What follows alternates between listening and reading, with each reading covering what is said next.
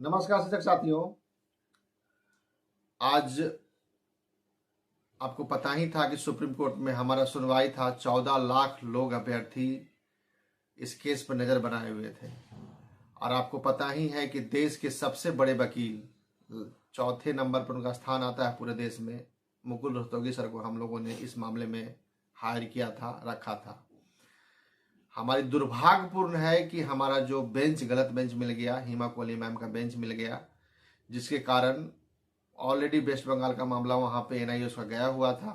वो पहले ही लगभग 10 दिन 15 दिन पहले ही वो डिसीजन दे चुकी हैं कि भाई आप जाइए हाई कोर्ट में और हाई कोर्ट से आइए। अब वही जो मामला है वो हम पे भी थोप दिया गया कि भाई एक ही मामला में हम अलग अलग डिसीजन कैसे दे दें। जब हमारे एडवोकेट साहब जो है लगातार जब विरोध करने लगे, लगातार जब बोलने लगे, प्रेशर बनाने लगे, तो मैम ने कहा कि नहीं, रूल्स है, प्लीज़ आपको जाना होगा, आप आइए, हम आपको रिलीफ देंगे। उन्होंने कहा कि आप एसएलपी लेके आइए, हम आपको रिलीफ देंगे, आपको जो है गवाई सर का बेंच या आपको स्पेशल बेंच दे देंगे। उन्होंने बार बार, मतलब आप इतने सीनियर वकील हैं कि भाई जो उनका जो लहजा था वो बहुत जो जो क्योंकि वो हमेशा यदि वो चीज़ को पसंद नहीं आता तो उस बेंच में लोगों को डांट पड़ती है।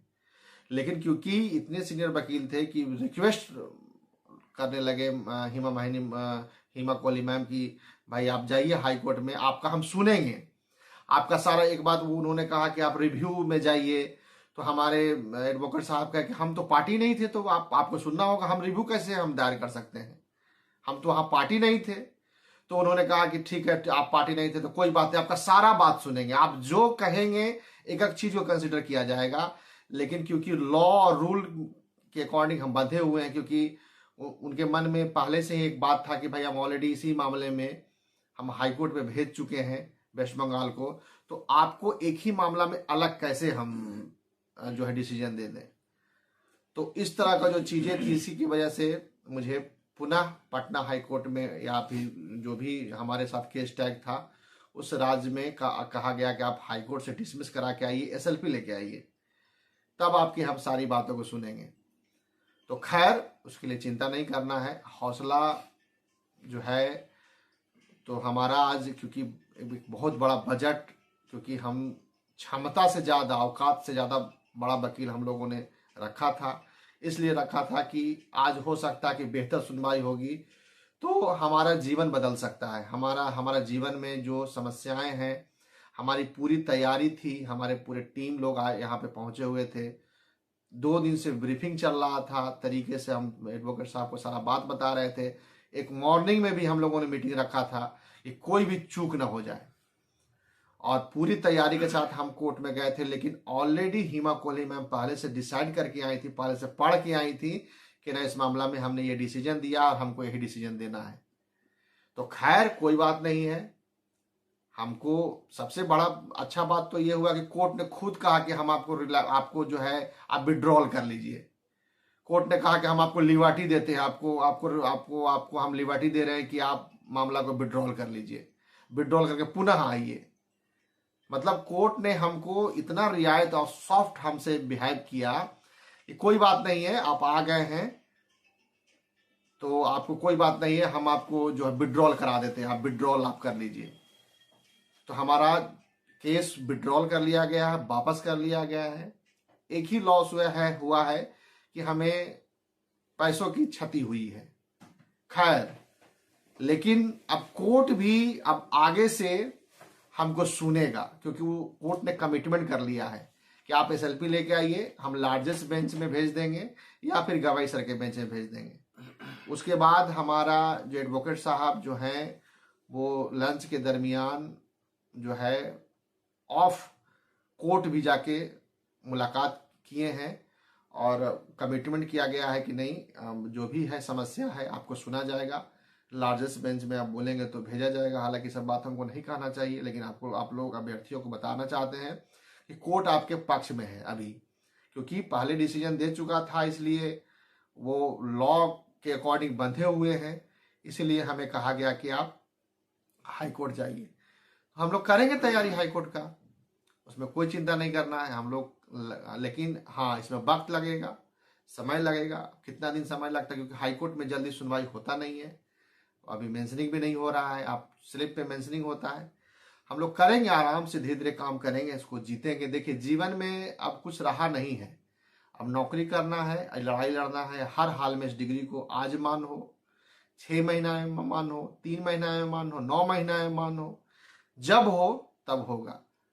और हर हाल में जैसे हो, जिस तरह से हो, हम लोग करेंगे। और हमेशा हमारा मानना है कि जीवन में हम एक ही काम गलत किए हैं कि एनआईएस की डिग्री, हम हमेशा महंगा काम करते हैं, बस यही एगो काम किए हैं कि एनआईएस की डिग्री सस्ते में हम लोग, सस्ता क्या आप कह सकते हैं कि तो भाई तो उतना ही कॉस्ट लग गया है, लेकिन खैर जो भी हो, जो हुआ सो हुआ। लेकिन अब हर हाल में इस डिग्री को हम लोग मान करा के रहेंगे।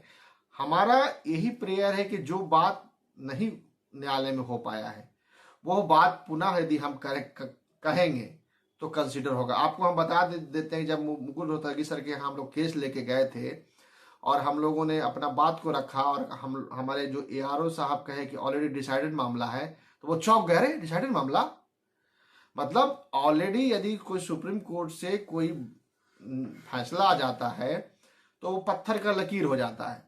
लेकिन उसके बाद हमारे एआरओ साहब ने, हमारे एडवोकेट साहब पूरा तरीके से चीज़ों को बताया कि सर इसमें ये छूट गया है, ये बातें करना था, ये डॉक्यूमेंट लगाना था। तो बोले रे हाँ ये तो गलत हुआ है, ये तो कंसीडर होगा, ये तो गवाई सर के ही बेंच में मामला जाएगा, या लार्जेस्ट बेंच मिलेगा, 3 बेंच मिलेगा, तो वहाँ पे कंसीडर किया जाएगा। क्योंकि बड़ा वकील जो है कोई गलत केस रहेगा तो लेगा ही नहीं डिसाइडेड मामला को, क्योंकि उनको पैसा की कमी नहीं है। यदि हमारे केस में मेरिट नहीं होता तो वो केस लेते ही नहीं। बड़ा वकील को पैसा का मोह नहीं होता है, वो केस किसी भी हालत में हारना नहीं चाहते हैं। तो खैर तब होगा। और हर हाल में जैसे हो, जिस तरह से हो, हम लोग करेंगे। और हमेशा हमारा मानना है कि जीवन में हम एक ही काम गलत किए हैं कि एनआईएस की डिग्री, हम हमेशा महंगा काम करते हैं, बस यही एगो काम किए हैं कि एनआईएस की डिग्री सस्ते में हम लोग, सस्ता क्या आप कह सकते हैं कि तो भाई तो उतना ही कॉस्ट लग गया है। लेकिन खैर जो भी हो, जो हुआ सो हुआ। लेकिन अब हर हाल में इस डिग्री को हम लोग मान करा के रहेंगे। हमारा यही प्रेयर है कि जो बात नहीं न्यायालय में हो पाया है, वो बात पुनः यदि हम कहेंगे तो कंसिडर होगा। आपको हम बता देते हैं, जब मुकुल रोहतगी सर के यहाँ हम लोग केस लेके गए थे और हम लोगों ने अपना बात को रखा, और हमारे जो एआरओ साहब कहे कि ऑलरेडी डिसाइडेड मामला है, तो वो चौंक गए। रहे डिसाइडेड मामला मतलब ऑलरेडी यदि कोई सुप्रीम कोर्ट से कोई फैसला आ जाता है तो वो पत्थर का लकीर हो जाता है। लेकिन उसके बाद हमारे एआरओ साहब ने, हमारे एडवोकेट साहब पूरा तरीके से चीज़ों को बताया कि सर इसमें ये छूट गया है, ये बातें करना था, ये डॉक्यूमेंट लगाना था।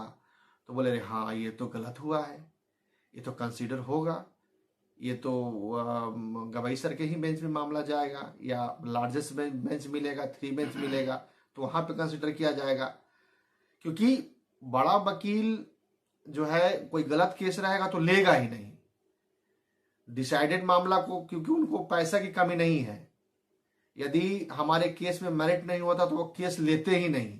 बड़ा वकील को पैसा का मोह नहीं होता है, वो केस किसी भी हालत में हारना नहीं चाहते हैं।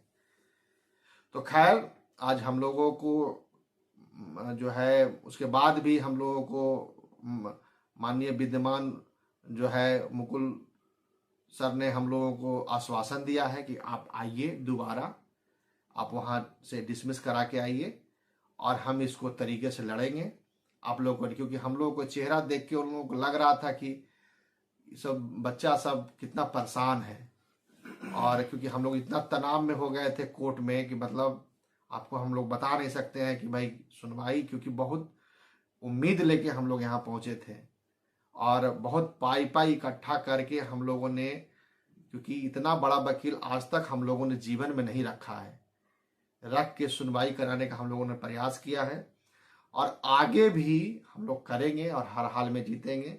जो अभ्यर्थी वंचित हैं उनको न्याय मिलेगा। हमको नहीं पता कब न्याय मिलेगा, कितना समय लगेगा, लेकिन इतना पता है कि डिग्री हमारा एलिजिबल है और हमको न्याय मिलेगा। तो जितने भी हमारे साथी हैं, ऐसा नहीं है कि खेल खत्म हो गया है। लोग ग्रुप में लिख रहे हैं कि अब क्या होगा, तो जीवन बर्बाद हो गया, खेल खत्म हो गया।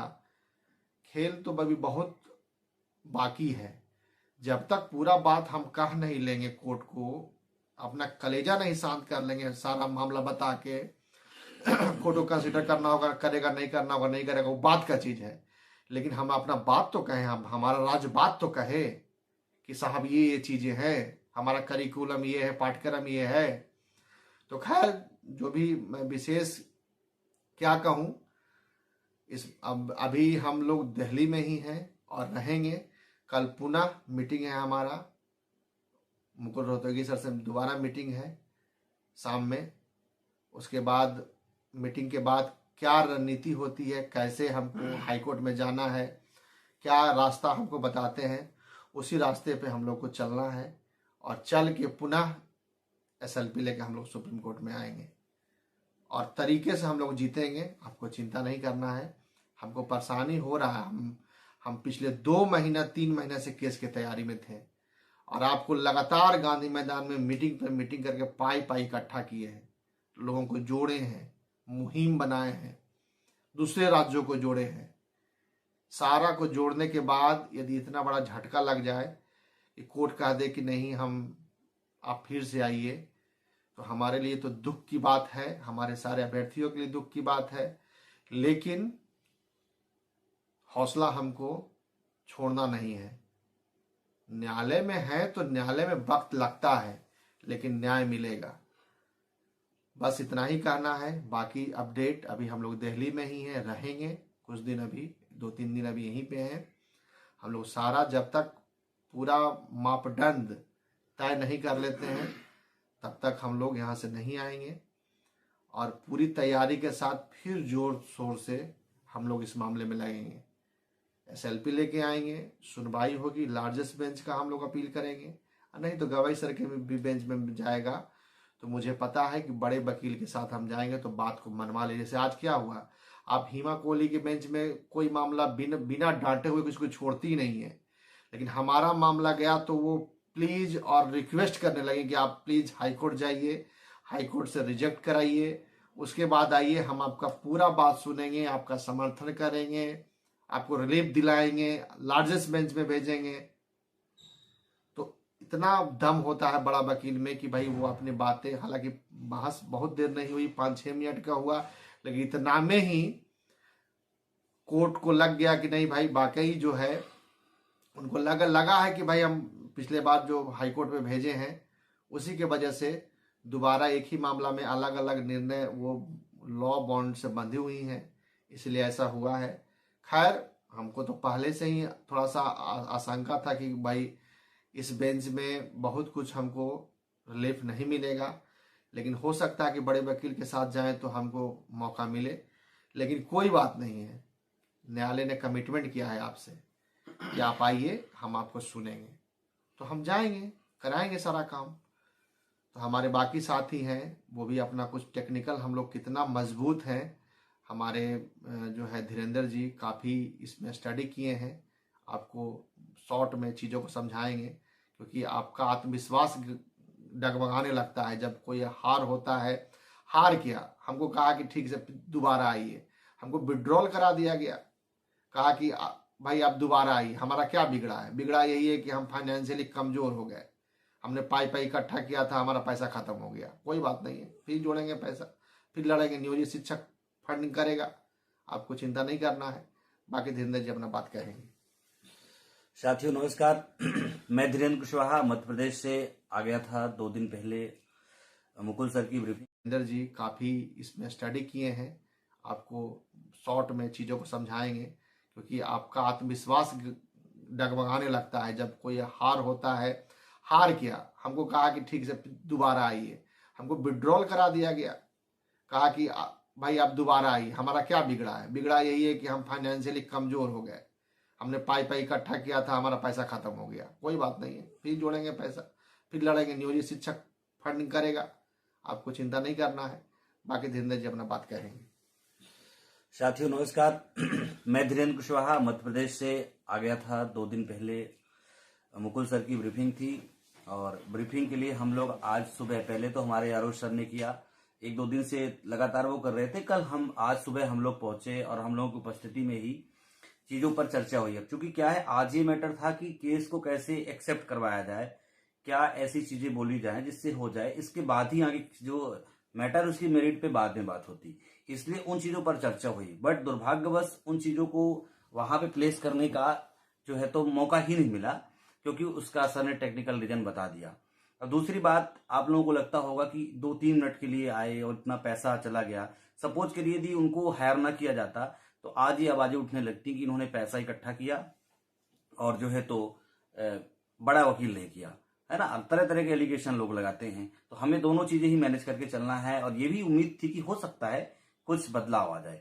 अब यहाँ पे हम बात करते, जैसे उन्होंने कहा हाई कोर्ट पे जाइए, एसएलपी फिर लेकर के आइए। असल में क्या होता है, जैसे उत्तराखंड राज्य सरकार का मामला है वहां पे, तो वहां पे वो रिव्यू लेके चले गए हैं, लेकिन हमारे आपके पास राइट नहीं रिव्यू ले जाने का। हम आप ये कहेंगे कि हमें सुना जाए फिर से, तो हमें कौन सुनेगा? जो हम ज्यूरिडिक्शन हमारा क्षेत्र होता है वो हमारा हाई कोर्ट होता है। हाई कोर्ट पे हम जाएंगे और प्रॉपर तरीके से अपनी बात रखेंगे कि जो जजमेंट आया है उसके अकॉर्डिंग जो है तो मतलब हम उसमें पार्टी नहीं थे, तो हम अपने हाई कोर्ट में उस चीज को वहां पे रखेंगे अपनी बात को कि हम किस किस तरह से मजबूत हैं। हमारा सभी साथी, जो सभी स्टेट के साथियों से अपील ये है कि आप यदि किसी हाई कोर्ट में जा रहे हैं, लगभग आप सब जाएंगे धीरे धीरे करके हाई कोर्ट में, फिर उससे सभी एसएलपी लेकर के आएंगे, कोई आईए लेकर के आएगा, उसी में टैग हो जाएगा। तो आप एक बार बात कर लीजिएगा कि हमें क्या क्या चीजें रखनी है, क्या क्या बात हाई कोर्ट में करना है प्रॉपर तरीके से। इसके बाद अब चूंकि सुप्रीम कोर्ट का जजमेंट है, हाई कोर्ट इसके बियॉन्ड नहीं जा सकता है, तो जाहिर सी बात है हमारा केस जो है तो डिस्पोज होगा, हमारी जो रिट होगी वो डिसमिस होगी। इसके बाद जब डिसमिस होगी तो हम सुप्रीम कोर्ट में आएंगे। और एक और अच्छी बात यह होगी कि जब हाई कोर्ट अपना जजमेंट देगा तो उस जजमेंट में सुप्रीम कोर्ट के जजमेंट का रेफरेंस होगा कि ये जजमेंट आ गया है, तो हम आपको जो है तो यहाँ पे हाई कोर्ट में रिलीफ नहीं दे सकते। तो अब वहां पे क्या होगा, हाई कोर्ट का जो जजमेंट होगा असल में सुप्रीम कोर्ट का ही जजमेंट का फोटोकॉपी होगा। तो अब जब हम सुप्रीम कोर्ट आएंगे एसएलपी लेके, तो उस जजमेंट को जो हाई कोर्ट ने लिख करके दिया है उसका हम अपोज करेंगे लाइन बाय लाइन अपने रेगुलेशन, अपने एक्ट अकॉर्डिंग। देखिए इसमें सबसे महत्वपूर्ण बात है, जो आरटी एक्ट है ना, उसमें सेक्शन 21(3)(1 है। 23(1) में ये कहता है मिनिमम क्वालिफिकेशन फॉर अपॉइंटमेंट।